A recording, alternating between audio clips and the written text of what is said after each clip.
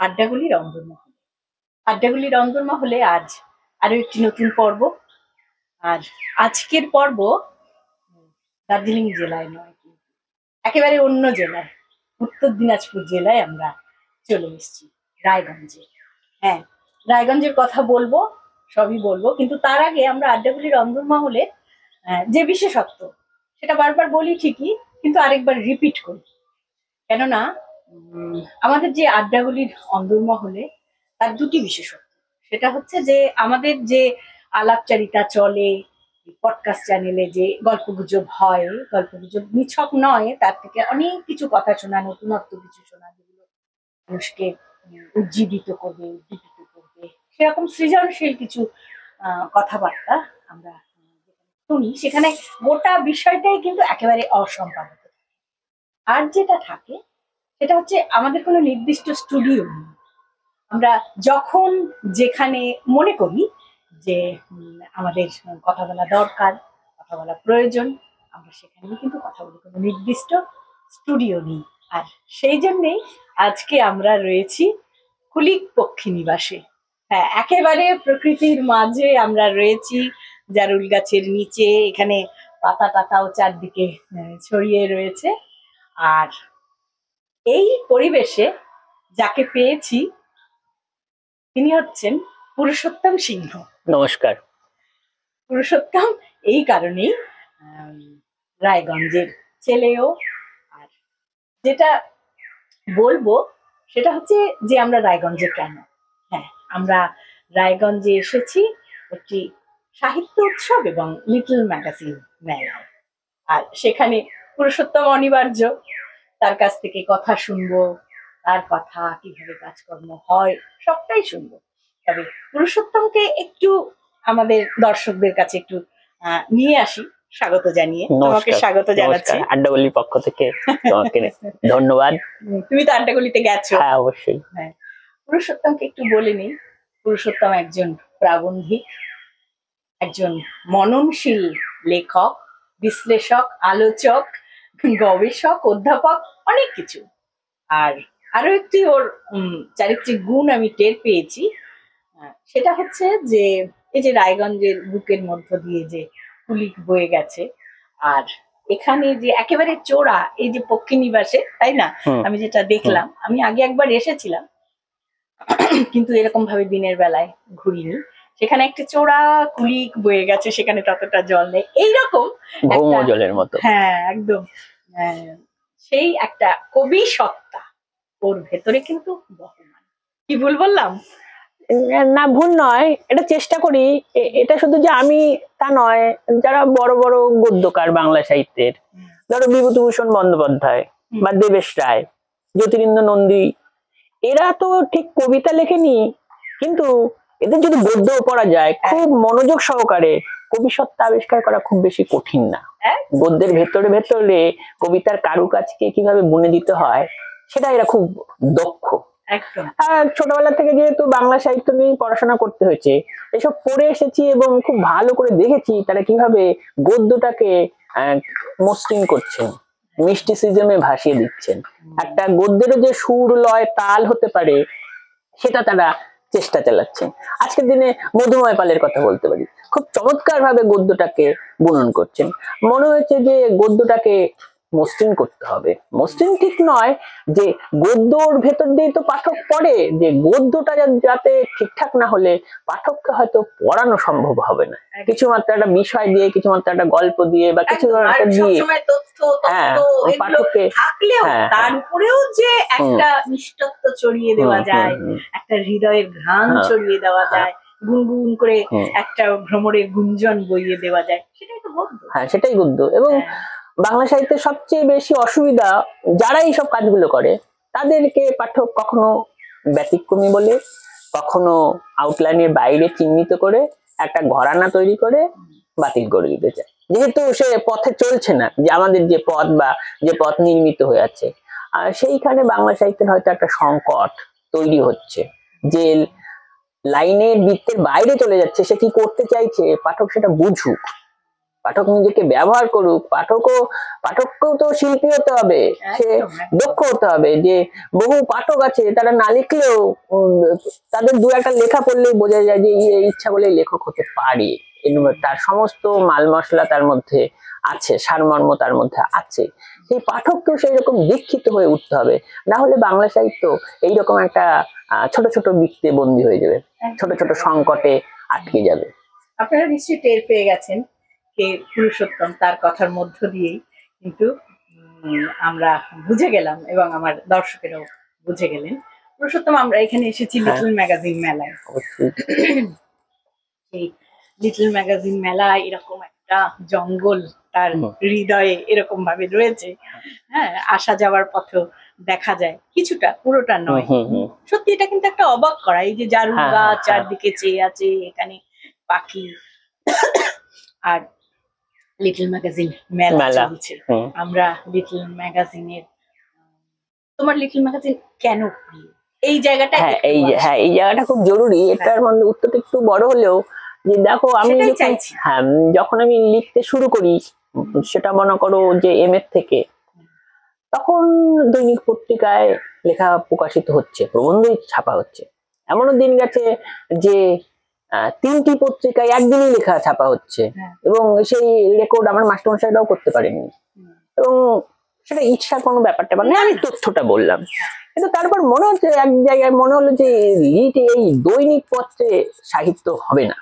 আমি যা বলতে চাই ওখানে কাটছাট করা হচ্ছে, করা হচ্ছে, যেটা সুনির্দিষ্টভাবে বলতে চাই তার জন্য লিটল ম্যাগাজিনটা জরুরি। সেইখান থেকে লিটল ম্যাগাজিনে ফেরা, এবং শুধু ফেরা নয়, তুমি লক্ষ্য করে দেখবে যে আমার সমস্ত লেখাই প্রকাশিত হয় অনামী লিটল ম্যাগাজিন। আমি কারো পিছনে দৌড়চ্ছি না, যে চাইছে তাকে দিচ্ছি। সে সম্পাদক মানে তার পত্রিকার অবস্থান কি একেবারে নড়বড়ে, সেটা লিটল ম্যাগাজিন হচ্ছেও না, সেটাও আমি দেখছি না, আমি তাকে কিছু বলছি না।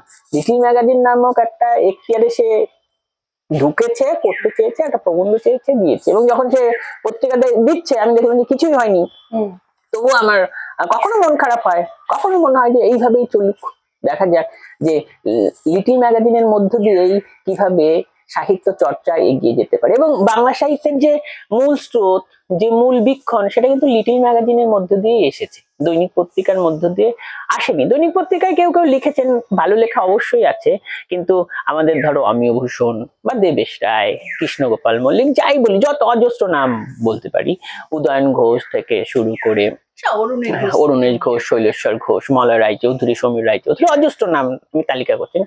এদের যে পরীক্ষা নিরীক্ষা, এদের যে বাংলা সাহিত্যকে নতুন করে গড়ে তোলার একটা প্রয়াস, সেইটা লিটল ম্যাগাজিনের মধ্য দিয়েই গড়ে উঠেছে।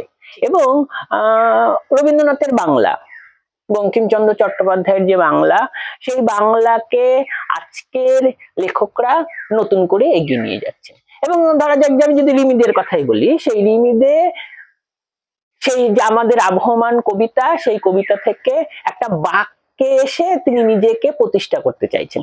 সে যে পূর্ববর্তীদের যে অস্বীকার করছেন বা না ঘোষণা করে দিচ্ছেন সেটা কোনো কথা নয়, সে যে এই যে পরম্পরা বাংলা কবিতার, সেই পরম্পরার বাংলা কবিতায় একটা স্বতন্ত্র ঘরানা আবিষ্কার করতে চাইছেন। এই যে ঘরানাটা আবিষ্কার, এটা দৈনিক পত্রিকায় পাওয়া সম্ভব না, এটা মূলত লিটল ম্যাগাজিনকে কেন্দ্র করেই পাওয়া যায়। ফলে লিটল ম্যাগাজিনের খোঁজ রাখতে হয়। এবং লিটল ম্যাগাজিনের সাথে জড়িয়ে যাওয়ার আরো একটা বড় লাভ, যে সৌজন্য সংখ্যাটা পেলে আমার সাথে পাশাপাশি অন্যগুলো লেখাগুলো পেলাম, সেই লেখাগুলো আমার অনেকটা কাজে লাগে। বলা যেতে পারে পরিষ্কার ভাবে যে বিনা পয়সায় তো পেলাম, ওই লেখাগুলো আমার কাজে লাগবে। এইভাবে লিটল ম্যাগাজিনের প্রতি একটা আসক্তি। বলছি যে এই কাজ ছাড়াও যে একটা পর্যবেক্ষণ তৈরি হয়, তাই না? তিনি কোথা থেকে লিখছেন, তার যে লেখার মধ্য দিয়ে যে ঘ্রাণটা, সেটাও একটা আবিষ্কারের কিন্তু। হ্যাঁ, অবশ্যই অবশ্যই। এবং দৈনিক পত্র তো তৈরি লেখককে নিয়ে সে ছাপবে, দৈনিক পত্র বলো বা জনপ্রিয় যাই বলি, এবং তাকে অস্বীকারও করছে না, অস্বীকার করা যে আমি লিখছি না তাও না, সেখানেও লিখছি, সে তার জায়গা নিয়ে আছে, তার মতো কাজ করছে, তার প্রতি আমাদের কোনো বিদ্বেষ নেই। কিন্তু এই জায়গাটাই একটু বলি যে এই যে লিটল ম্যাগাজিনের লেখক আর যে জনপ্রিয় যে সমস্ত ম্যাগাজিন গুলো রয়েছে সেটার লেখক, এখন কিন্তু এগুলো সব মিলেমিশে একাকার হয়ে গেছে। আমি যিনি বেশি দুটো জায়গায় হুম। কিন্তু তারা লিখছেন, হুম। তার মানে কোথাও যেন ভীষণ ভাবে গুরুত্ব দিচ্ছেন তারা লিটল ম্যাগাজিনকে। হ্যাঁ। এবং প্রচুর যারা যথেষ্ট বিখ্যাত জনপ্রিয় তারাও এটার খোঁজ রাখছেন, হুম। তারা লিখতে চাইছেন। আমি একটা কাগজ করি, সেটা 25 বছর 26 বছর হতে চললো, সেই কাগজেও তিনি লিখতে চাইছেন। হুম। তাহলে কি এখানে কি বলবে? আসলে এর উত্তরটা এর আগের মানে কিছুটা আগের পর্বে রাজদীপ্ত রায় দাদারা খুব চমৎকার ভাবে দিয়েছিল, আমি ওটা দেখেছিলাম। মানে একজন লেখক তো সার্বিকভাবে পাঠকের কাছে পৌঁছতে চাইছে, এবং সে কিন্তু নির্দিষ্ট ঘরানা তৈরির বদলে সে সবকিছু পেতে চাইছে। এটাই হচ্ছে যে তার যে একটা আগ্রাসী একটা ভেতরে খিদে, এবং এটাকে তুমি অ্যাপ্রিশিয়েট করো তো? এটাকে কিভাবে তুমি মানে অবজার্ভ করছো? এটার মধ্যে একটা সংকট আছে, সেই সংকটটা হচ্ছে অবশ্যই ভালো একজন লেখক বৃহত্তর পাঠকের কাছে পৌঁছতে চাইছে, সে পরিচিত হতে চাইছে, তাতে বাংলা সাহিত্যের লাভ ভালো। কিন্তু এর মধ্যে সংকটটা এই সার্বিকভাবে সে ধরতে গিয়ে সে লেখাটাকে এলোমেলো করে ফেলতে চাইছে। তার লেখাটা কোন পাঠকের জন্য, বা একজন লেখক যদি বলে আমি আমার নিজের লেখাটা লিখি, পাঠকের দিকে তাকিয়ে সেটা লিখি, অনেকে করছে। হ্যাঁ করছে, মানে জনপ্রিয় লেখকদের মধ্যেও কেউ যে সিরিয়াসলি এই কাজটা করছেন না তা কিন্তু নয়, করছেন, কিন্তু কেউ কেউ ব্যাপারটা অনিচ্ছাকৃত ভাবেই হয়তো ঘেটে দিচ্ছে। হ্যাঁ ঘেটে দিচ্ছেন, এবং তার চেতনার লড়াই বা তার বোঝার অভাব, এবং সে মুখে এটা বলছেন কিন্তু লেখার সময় এলোমেলো করে ফেলছেন। ফলে না হচ্ছে লিটল ম্যাগাজিনের লেখা, না হচ্ছে দৈনিক পত্রিকার লেখা, সে কোন রকম ভাবে একটা বাৎসরিক উপন্যাসের মধ্য দিয়ে, লাইন ঘাটের মধ্য দিয়ে পরম্পরা রচনা করে বা গবেষণার দু একটা পিএইচডি হলো টলো এইভাবে ঠিক আছে, তাতে বাংলা সাহিত্যের যে খুব বেশি লাভ হচ্ছে তা কিন্তু না। মানে ধরো 20-30 বছর ধরে বাংলা সাহিত্যে তেমন কোনো একটা উল্লেখযোগ্য কাব্য বা একটা মাইলস্টোন উপন্যাস, যেটা ধরো আজ থেকে 40-50 বছর আগে আমরা পেয়েছিলাম, ধরো একটা শক্তি চট্টোপাধ্যায়ের কাব্যের নাম, বা অলিক মানুষের কথা, যে একটা হই হই রই রই ব্যাপার, এখন কিন্তু সেই রকম হচ্ছে না। পাঠক কমেছে সেটা স্বীকার করলাম, যে সাহিত্যের বদল ঘটেছে, বিনোদনের বদল ঘটেছে, তবুও একটা বই নিয়ে যে এইরকম যে একটা আলোড়ন সেইটা দেখছি না। তাহলে কি পাঠকের ব্যর্থতা, না লেখকের ব্যর্থতা? লেখক কি কোথাও নিজের মননশীলতা থেকে সরে আসছেন? বা সেটা জনপ্রিয়তা হতে পারে, জনপ্রিয়তাও যদি লেখক হয়, সে যদি সার্বিক পাঠকের কাছে পৌঁছতে চায় তাতে অসুবিধা নেই, কিন্তু পারছে কোথায়? যে সংকটের যে লেখা, এখন সংকটের আরো একটা কারণ যে দ্রুত পৌঁছে যাওয়া সোশ্যাল মিডিয়া। এটা দেখো, প্রত্যেকটা জিনিসের আমরা জানি ছোটবেলা থেকে মেরিটস দুটোই রয়েছে। হ্যাঁ, তারা সোশ্যাল মিডিয়াতেও কিন্তু ভীষণভাবে খুব মুহূর্তে একেবারে এখন তাদের মধ্যে তৈরি হচ্ছে, তারা বুঝতে পারছে না তারা ঠিক কোন জায়গায় দাঁড়িয়ে আছে। সেলফ অ্যাসেসমেন্ট আমরা যেটাকে বলি, এটা তো আমাদের করতে হয়, তাই না? সেটা অবশ্যই। আমি ঠিক সমীক্ষা বলবো না, অন্তত নিজেকে জানা, আমি কি চাইছি বা কিছু কি চাইছি বা আমি কি করতে চাইছি, এই প্রশ্নগুলো যে নিজেকে করা, তাই না? সেই জায়গাটার ক্ষেত্রে তুমি কি বলবে? হ্যাঁ, এটা ফেসবুকে সে বিজ্ঞাপন দিচ্ছে বা প্রচার করছে, এটা খুব ভালো। এমন একটা জায়গায় তার লেখা বেরিয়ে গেল, সে কিন্তু নিজেকে কি একটা মনে করে ফেললো, করলো। এর মধ্যে দুটো দিক আছে, তোমার বিজ্ঞাপন দিচ্ছে, থাকতে পারে, কিন্তু কোনটা ঠিক? আমি বলছি তোমাকে, বিজ্ঞাপন প্রচার দিচ্ছে এটা ঠিক আছে, সে পৌঁছতে চাইছে, কিন্তু সে কি লিখছে, যে আমি কি দেখাচ্ছি, এই যে আমার যে 5000 ফ্রেন্ড, তার সেখানে একটা কবিতা দিলাম বা একটা প্রবন্ধ দিলাম, যে সেটার গ্রহণযোগ্যতা কতখানি, সেইটা যদি আমি না বুঝি তাহলে লেখক হওয়া সম্ভব না। এবং আমার হচ্ছে তো এরকম একটা বিভ্রম তৈরি হচ্ছে, একদম যে ছেলেটা নতুন বা যেই মেয়েটা নতুন লিখতে এসছে সে বুঝতেই পারছে না যে ব্যাপারটা কি, মেলে হয়ে যাচ্ছে, কেননা তাদের ইতিহাসটা জানা নেই, ওই যে পরম্পরাটা জানা নেই। এই যে মানে একজন, যেটা আগেও লিখেছি, বাঙালি লেখক সে প্রস্তুত হয়ে আসবে, আমাদের যে আবহমান পরম্পরা গুলো সেটা সে জেনে আসবে, এবং তাহলে বুঝে যাবে যে সতীনাথ বাদুড়ি এই কাজ করে গেছেন, একদম তাই, এরা এই কাজ করে গেছেন, আমাকে এখান থেকে এই বাঁকে যেতে হবে। সে যদি সেই বাঁকে না যেতে পারে, সে যদি একটা লিখে মনে হলো যে এই উপন্যাস আর কেউ লেখেনি, পাঠক পড়ে দেখলো যে এইরকম উপন্যাস আরো লেখা হয়েছিল। অনেকেই এখন মুখে বলেন না, যেহেতু তুমি সেটা ভালো জানো, যে একটা মানে দলবাজির ব্যাপার বা কে আর খারাপ হতে চায় সত্য কথা বলে, ফলস্বরূপ ওই লেখক চোরাবালিতে ডুবে যাচ্ছে। এরকম প্রচুর লেখক রয়েছে। হ্যাঁ রয়েছে, এবং বিপরীত আছে। তোমাদের ওইদিকে ওই দাদাটার নাম সম্ভবত অভিষেক ঝা, প্রথমও একটাও বই বেরোয়নি, কিন্তু অনেকগুলো গল্প, সেসব দুর্ধর্ষ গল্প, এবং বারবারই বলছে যে আমি রিরাইটিং করছি, এবং তার কিন্তু মোহ নেই বা লেখক হওয়ার কিন্তু ইচ্ছা নেই। সে চাইছে যে কি করে, যে কয়টা পাওয়া যায় সেই কটাই বাংলা সাহিত্যের সম্পদ। সব লেখককে নিয়ে তো আর মানে মাথায় তোলাও যায় না, বা সব লেখককে নিয়ে উচ্ছ্বাসিত হওয়াও যায় না। প্রচুর লেখা, এখন এই সংকটটা বেরোচ্ছে যে সেখান থেকে খুঁজে খুঁজে নেওয়া, কি আমার লেখক হবে, কার লেখা নিয়ে আমি মানে উত্তেজিত হব, বা কার লেখাকে আমি বাংলা সাহিত্য বলে ঘোষণা করব, বা মানুষকে জানাবো যে এই বাংলা সাহিত্যের মূল লেখক, এই আমাদের বাংলা সাহিত্য, বা অনুবাদের মধ্যে দিয়ে এই সাহিত্য বিশ্ব সাহিত্যের কাছে পৌঁছে যাক। সেই মানে নির্বাচনের থেকেও বড় জরুরি সেইটা বোঝা, এবং বোঝার জন্য সামগ্রিক পাঠ তো অবশ্যই, এবং আবহমান পরম্পরার সঙ্গে একটা সংযোগ থাকা জরুরি, নাহলে বোঝা যাবে না। একদম তাই।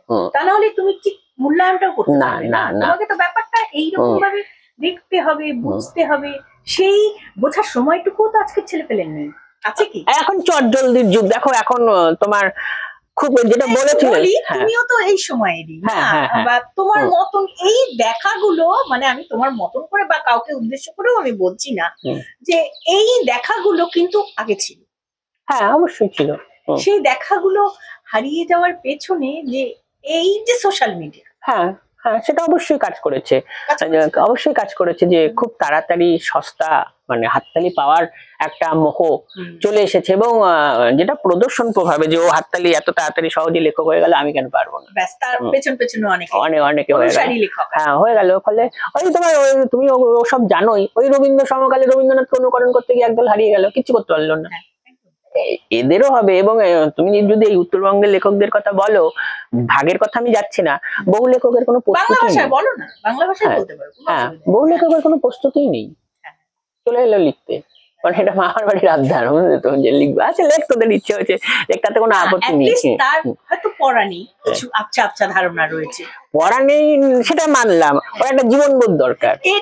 এই জায়গাটাই আসে, জীবনবোধ ছাড়া, জীবনবোধ, একটা দর্শন, আমি চাই, আমি কেন লিখবো, নিজেকে প্রশ্ন করা, বারবার করে প্রশ্ন করা, এবং যে কাজটা করবে সেই কাজটার পেছনে যদি নোট অফ ইন্টারোগেশন না থাকে, হবে না। তাহলে কি হবে? সে তার ভূগোলটাকে জানে না, সে তার ইতিহাস জানে না, সে তার জনপদ জীবনের অস্তিত্ব জানে না, মিথ জানে না, কিচ্ছু জানে না। সে একটা ফ্ল্যাট গল্প লিখতে এসেছে। ফ্ল্যাট গল্প সাধারণ মানে কৃষক শ্রমিকরাও কিনা ওর থেকে ভালো গল্প লিখতে পারবে, এবং ওদের যে কথকথার পরম্পরা, সেই কথকথা শুনলে বোঝা যাবে যে এখানে গল্পের আরো বেশি মানে রসদ আছে। ফলে না, তাদের তো জীবনবোধটা আছে, জীবনবোধটা তৈরি হয়েছে জীবন সংগ্রাম থেকে। দেখছে জীবনের সংগ্রাম থেকে তাদের যে এই যে বোধগুলো তৈরি হয়েছে, এবং সেই লেখাগুলো মানে সেই নোবেল যে এবার পেল বানু, কি জানো না, ভুলে গেলাম নামটা, হ্যাঁ সাউথের যে সেই লেখা, বা ওই ধরনের লেখা, সেই লেখাগুলো তো মান্যতা পাচ্ছে তাদের একমাত্র জীবনবোধের জোরে।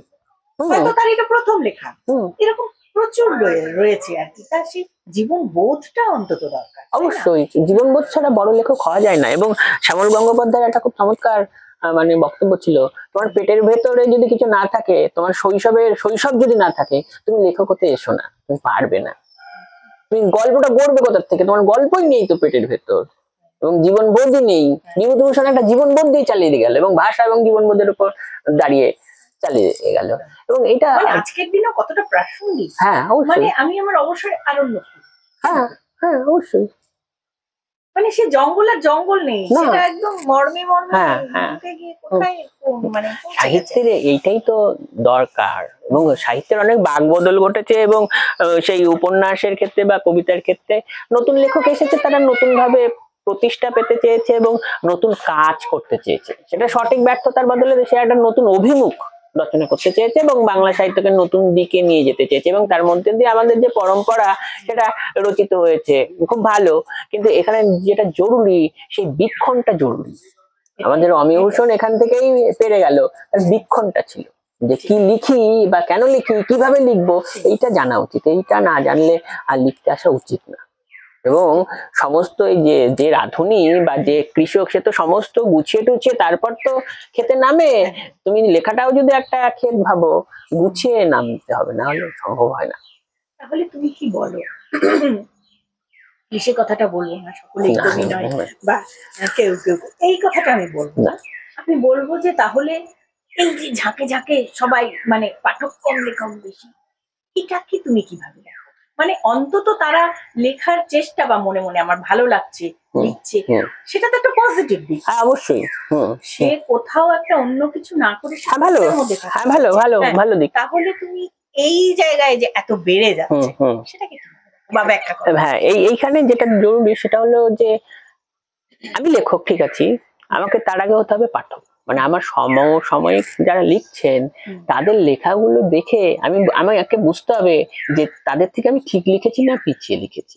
এবং একটা মানে কি বলবো যে সার্বিক পরিসর দরকার। যেমন বাংলা সাহিত্যের আজকের যারা লেখক, তারা নিজেদের লেখাটাই লেখে, বন্ধু লেখকদের লেখাটা পড়ে না, পড়লেও ওই গোষ্ঠীর লেখা, এবং পড়লেও উচ্ছ্বসিত প্রশংসা করে না। এটা একটা পয়েন্ট আজকের দিনে না আমরা এটা মাঠে মারা যাচ্ছে।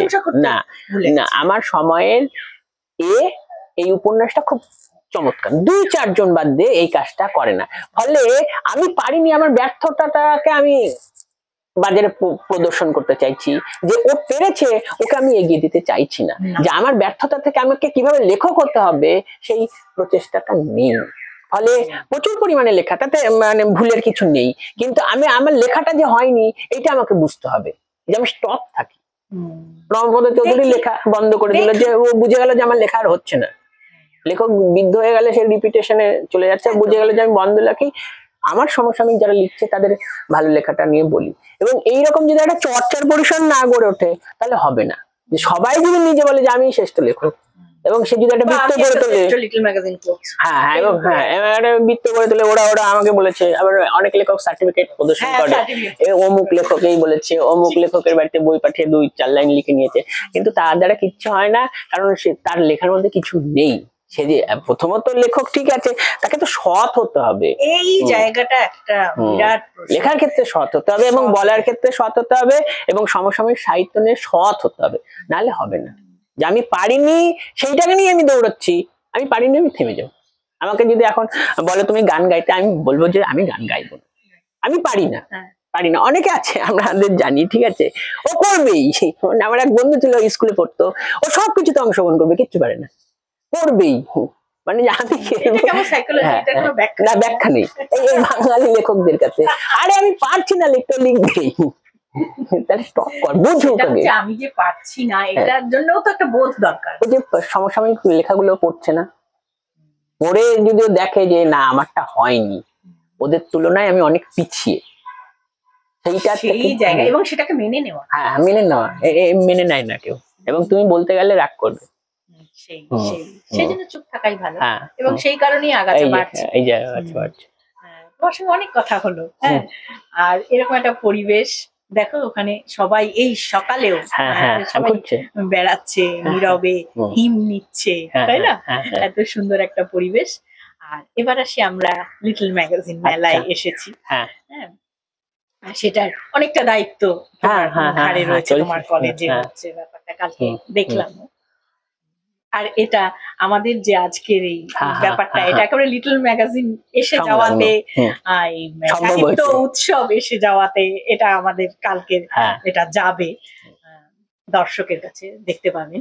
এই লিটল ম্যাগাজিন মেলাটা যে হচ্ছে, এটাকে তুমি কিভাবে দেখো? বা এখানে যে লিটল ম্যাগাজিন কি সত্যি ঠিকঠাক লিটল ম্যাগাজিন আসছে? না, এই বক্তব্য আমি ইতিমধ্যেই লিখে ফেলেছি, বই বেরিয়ে যাবে, যে সরকারি উদ্যোগে লিটল ম্যাগাজিন মেলা আমি পছন্দ করছি না। সরকার তো কোনোদিন সাহিত্যের ভালো চাইবে এ হতে পারে না। সরকার চাই ভোট। সরকারের কাছে সম্পাদক বা সম্পাদনের কোনো ব্যাপার নাই, সম্পাদক একটা সমান ভোট। এই ভোটটা চাই, এই ভোটটাও চাই, এই ভোটটাও চাই। সমস্ত ভোট রক্ষা করতে গিয়ে সাহিত্য সরকারের দ্বারা সম্ভব হতে পারে না। ফলে বেসরকারি উদ্যোগে যদি লিটল ম্যাগাজিন, আলাদা তোমার জায়গা রয়েছে, যেমন ধরো সাহিত্যের কাজ সেখানে হচ্ছে না। আমি এর আগের দিনই কালকেই মানে লেখকের নাম বলছি না, বলছো? হ্যাঁ বলছি নির্ভীক ভাবে। কালকে এক লেখকের সাথেই বলেছি, আমি আর নাম বলছি না, সে খুব ভালো মানুষ। আজ থেকে 20 বছর আগে সাহিত্য একাডেমি, বাংলা একাডেমি যে কাজগুলো করেছিল, আজকে আর কোনো কাজ নেই।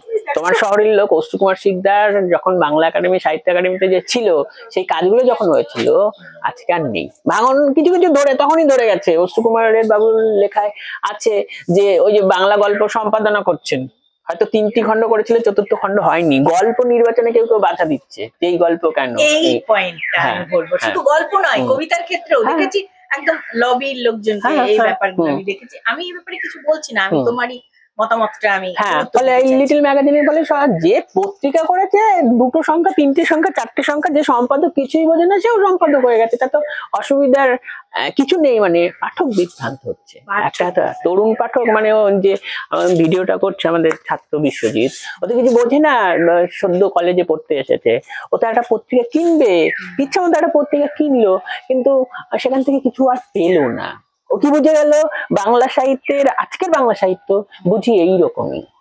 তখন আগ্রহ হারিয়ে সরে যায়। এবং সম্পাদকের যেটা মূল কাজ, কেন আমার লিটল ম্যাগাজিন, এত শত শত লিটল ম্যাগাজিনের মধ্যে আমি কি করতে চাই? আমি প্রত্যেকের লেখা ছেপে আমি একটা ইউনিট গড়ে তুলতে চাই, বা আমার একটা আইডেন্টিটি গড়ে তুলতে, হ্যাঁ হচ্ছে, আমি জানি সব আইডেন্টিটি গড়ে তুলে আমি লেখক হতে চাই, আমার একটা পরিচয় প্রচার প্রসার চাই, সেইটা না আমি সত্যি কিছু করতে চাই। লিটল ম্যাগাজিন যেহেতু লসজনক প্রোডাক্ট, বা এর বিক্রি নেই, নিজের গাটের পয়সা খরচা করে তৈরি, তাহলে তার উচিত যে আমি যেটা করতে চাই সেটা যাতে জরুরি হয়। এবং এখানে জরুরি মধ্যে প্রশ্ন চলে আসলো যে যেটা তোমার কাছে জরুরি মনে হলো, আমার কাছে মনে হলো না।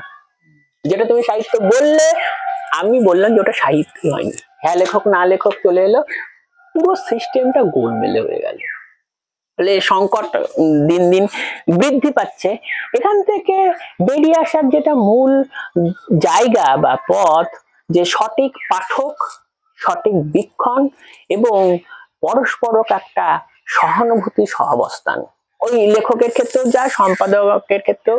আমি ভাই এই সম্পাদনাটা পারিনি, তুমি এটা পেরেছো, তোমার এই পত্রিকাটা খুব ভালো হয়েছে, আমি এর প্রচার করছি বা জানাচ্ছি। যেমন দেখবে যে যেটা হয় না, যে এক সম্পাদক অন্য সম্পাদকের ভালো পত্রিকাটা নিয়ে তু আওয়াজও করছে না, করে না, করছে না।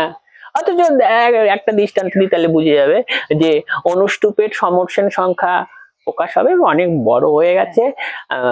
টাকার অভাব, সেই অনিল আচার্য প্রতিক্ষণের সম্পাদকের কাছে গেছেন, ও সম্পাদক বুঝেই 5000 টাকার একটা বিজ্ঞাপন দিয়ে দিলেন। সে কিন্তু বিজ্ঞাপনটা দৈনিক পত্রিকা দিতে পারতেন। লিটল ম্যাগাজিনের পাশে দিয়ে একটা সহাবস্থান গড়ে তুলছে, যে আমরা যোদ্ধা সকলেই।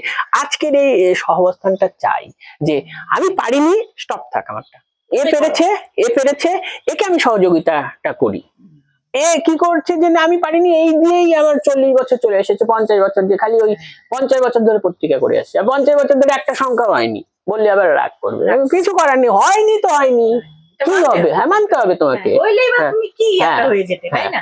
যেরকম আমাদের জলপাইগুড়িতে আমাদের পাগলা ঘোড়া আর ক্রুসেড, দুটি কাগজ বেরোতো, দুটি কাগজ কিন্তু একে অপরের বন্ধু। হ্যাঁ অবশ্যই, এভাবেই হতো।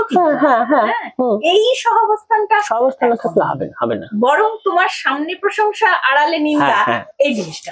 তাহলে ওই চোরা পথ হয়ে গেল। যে লিটল ম্যাগাজিন যদি যুদ্ধই হয়, সে যদি বিদ্রোহ করতে চায়, তার সম্পর্ক একটা অবস্থান থাকুক। আমার বক্তব্য ভিন্ন হতে পারে, আমার পরিসর ভিন্ন হতে পারে, আমার যে পরিসরটা সেটা যাতে সঠিক হোক। যে আমি যে জনপ্রিয় লেখককে মানি না তাই না, জনপ্রিয় লেখক আমি ছেপেছি, সেই ছেপে আমি এখানে নিয়ে আসলাম, যে দেখো আমি যা ছেপেছি সেটা পাঠযোগ্য কিনা, সেটার মধ্যে কিছু আছে কিনা। সেইটা যদি না হয়, হবে না। সম্পাদকের কোনো দায়বদ্ধতা নেই, সম্পাদনা তো নয়, সেটা সংকলক, যা আসলো ছেপে দিলাম। কোনো তোমার ছাপা লেখাও ছেপে দিলাম, তার কোনো সম্পাদনার চিহ্ন নেই, কোনো ফুটনোট নেই, কোনো সম্পাদকীয় নেই। ফলে সে কি করতে চায়, সে কিচ্ছু করতে চায় না। আসলে পকেটে টাকা আছে, এখন আবার ব্যবসা ভালো হচ্ছে, টাকা দিয়ে ছাপা হবে, এই হচ্ছে এই দিয়ে। ফলে একটা মানে আইডেন্টিটি সে গড়তে চাইছে, একটা সংস্কৃতি প্রেম সে গড়তে চাইছে। সংস্কৃতি প্রেমটাকে তো আর মন্দ বলতে পারি না, হ্যাঁ সে করতে চাইছে, করুক, সেটাই, তুমি তোমার মতন করো। এই জন্যই এখানে মানে একটু কোথাও না কোথাও একটু হেলে হেলে যাচ্ছে, যাচ্ছে। গল্পগুলো হেলে হুম, যাচ্ছে। হুম। ঠিক আছে পুরুষোত্তম, হ্যাঁ। অনেক কথা হ্যাঁ, হ্যাঁ। শোনা হলো, আর তোমাকে পেয়ে মানে ভীষণ ভাবে আর অনেক কথাই রইলো তোমার সম্পর্কে, মানে তোমাকে এর পরের এপিসোডটা যেটা হতে পারে যে তোমাকে আমার প্রশ্ন করা। অবস্থানটা বদলে যাবে। তোমাকে অনেক ধন্যবাদ। পাশাপাশি প্রচুর প্রচুর ভালোবাসা। তোমার এই চোখ, মানে তোমার এই দৃষ্টিশক্তি, তোমার পর্যবেক্ষণ একেবারে নানা দিকে ছড়িয়ে পড়ুক। এই কুলিকের যে আমরা জঙ্গলটায় রয়েছি, ওই বাঁকে ফাঁক বাঁকে, ফকর দিয়ে বাঁকে এই যে বাঁকে। কত রকম ভাবে আমরা দেখতে পাচ্ছি, কত রকম সবুজ এখানে প্রদর্শিত হচ্ছে, একটা খেলা চলছে, তাই না? এই লেখাও খেলা, লেখাও খেলা, হ্যাঁ, একদমই তাই। একজন লেখক কতভাবে খেলাতে পারেন। হ্যাঁ, সম্পাদনা নাও, হ্যাঁ। যে আমি যা এনেছি দেখো আমি কিভাবে দেখাচ্ছি, তুমি একদম পড়বে তাই। না মানে পড়তে বাধ্য হবে, কিভাবে একদম তাই। দেখিয়েছি, পড়বে না মানে সেই সবটাই। শক্তিটা বেড়ে যাক, হ্যাঁ, বেড়ে যাক হ্যাঁ, আর কি। মানে তোমার তো বয়সটা এখন অনেক অনেক কম। এরপর বয়স আরো বাড়বে, বাড়বে। তোমার দেখাগুলো আরো অনেক অনেক পরিণত হবে, তাই না? তখন হয়তো রিমিদে থাকছে না, থাকবে, থাকছে পদ্য না, থাকবে, রিমিদের কবিতা থাকবে, মৌ স্বাক্ষর থাকবে, যে স্বাক্ষর হলো তোমাদের মধ্যে কুলিকের স্বাক্ষর, মৌ স্বাক্ষর থাকবে। তার চোরা গলিতে পাশাপাশি তোমার এই কবিতার মনটাও যেন কুলিকের মতন একেবারে বয়ে যায়। একেবারে অনেক ভালোবাসা, তোমাকে অনেক অনেক ধন্যবাদ আমাদের শহরের পক্ষ থেকে, আমাদের শহরের সাহিত্যের পরিসর থেকে তোমাকে অনেক অনেক কৃতজ্ঞতা। পদ্যকে কৃতজ্ঞতা, তোমরা এই লিটল ম্যাগাজিন মেলায় অংশগ্রহণ করেছো, আমাদের উজ্জীবিত করেছো, আমাদের মানে যারা তরুণ বা যারা বাইরে থেকে আশেপাশের থেকে এসেছে এই ছোট শহরে, তাদের সামনে পদ্যকে তুমি তুলে ধরেছো, যে পদ্যের এই 25 বছরে কি কাজ হয়েছে তারা দেখতে পেয়েছে, আমাদের ছাত্রছাত্রীরা দেখতে পেয়েছে। এই জন্য আমরা অত্যন্ত কৃতজ্ঞ এবং তোমাকে আমি মানে শ্রদ্ধা ও প্রণাম জানাই। আড্ডাগুলির অন্দরমহলের এই পর্ব আজ এখানেই শেষ করছি, আবারও আগামী পর্বে দেখা হবে। নমস্কার।